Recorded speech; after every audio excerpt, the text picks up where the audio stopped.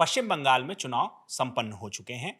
4 मई को नतीजे आएंगे, लेकिन नतीजे आने से पहले एक बड़ा बवाल हो गया है। बवाल हुआ है नॉर्थ कोलकाता में। नॉर्थ कोलकाता में एक सेंटर है जहां पे ईवीएम रखा गया था, मतलब वोटिंग के बाद। वहां पे इस वक्त ममता बनर्जी जो सूबे की मुख्यमंत्री हैं वो पहुंची हैं, बीजेपी के लोग पहुंचे हैं और दोनों तरफ से आरोप प्रत्यारोप लगाए जा रहे हैं।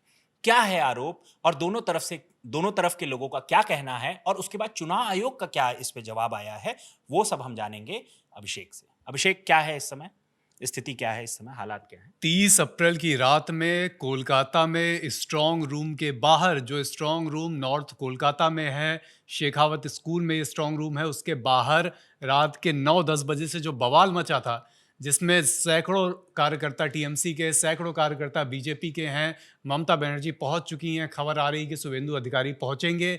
इसमें एक एक स्टेक होल्डर का क्या तर्क है, क्या क्लेम है, इस वीडियो में बताएंगे। सबसे पहले बात टीएमसी की। टीएमसी के 5 क्लेम 6 क्लेम आपको खास बताता हूं। नंबर 1, टीएमसी का क्लेम कि जब स्ट्रांग रूम खोला गया तब हमें नहीं बताया गया। क्लेम नंबर 2, स्ट्रांग रूम में कौन था, क्या कर रहा था, ये सीसीटीवी में हमने दिखाया है। यहां पर सीसीटीवी का जिक्र है जो टीएमसी ने अपने ट्वीट में जिस कथित सीसीटीवी फुटेज को अटैच किया है। क्लेम नंबर 3, ईवीएम के साथ छेड़छाड़ की गई, बीजेपी और चुनाव आयोग की मिली भगत है। क्लेम नंबर 4, बिना आधिकारिक सूचना के स्ट्रांग रूम एरिया में गतिविधियां की गई। इस बारे में हमारे एजेंट्स को, यानी टीएमसी का कहना है कि उनके एजेंट्स को नहीं बताया गया था। अगला क्लेम, टीएमसी की मांग है कि ज्यादा सीसीटीवी कैमरे और लाइव मॉनिटरिंग हो, पारदर्शिता बढ़ाई जाए। अगला क्लेम टीएमसी का कि बिना टीएमसी को बताए हुए क्यों शुरू किया गया पोस्टल बैलेट सेग्रीगेशन का काम। तो ये कुछ बड़े आरोप टीएमसी के। फिर भाजपा की तरफ से जवाब आया। भाजपा की तरफ से समीक भट्टाचार्य का दावा कि शशि पांजा चुनाव हार रही हैं, इसलिए ये सारी थिएट्रिक्स किए जा रहे हैं। भाजपा का कहना है कि निगरानी करने के लिए सुप्रीम कोर्ट भी टीएमसी जा सकती है, इसके लिए वो स्वतंत्र हैं। अगला दावा भाजपा का कि टीएमसी सरकार सिर्फ 4 दिन की बची है। ये बौखलाहट है जिसमें इस तरह के आरोप लगाए जा रहे हैं। इलेक्शन कमीशन पारदर्शिता से अपना काम कर रहा है और जो पोलिंग एजेंट्स हैं वो भी नियम सम्मत तरीके से ही स्ट्रांग रूम और उसके आसपास की गतिविधियों में शामिल हैं। ये सारे भाजपा के दावे। और चुनाव आयोग का इस पे क्या कहना है वो भी हम जान लेते हैं। बात चुनाव आयोग तक पहुंची तो उनका जवाब आया। उन्होंने कहा कि 7 ईवीएम स्ट्रांग रूम पूरी तरह से सील और सुरक्षित हैं। उन्होंने ये भी कहा कि सीलिंग उम्मीदवारों, एजेंट्स और ऑब्जर्वर की मौजूदगी में हुई है।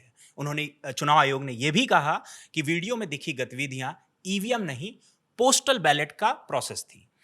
सभी पार्टियों को पहले से आरओ के जरिए जानकारी दी गई, ईमेल के माध्यम से भी सूचनाएं भेजी गई।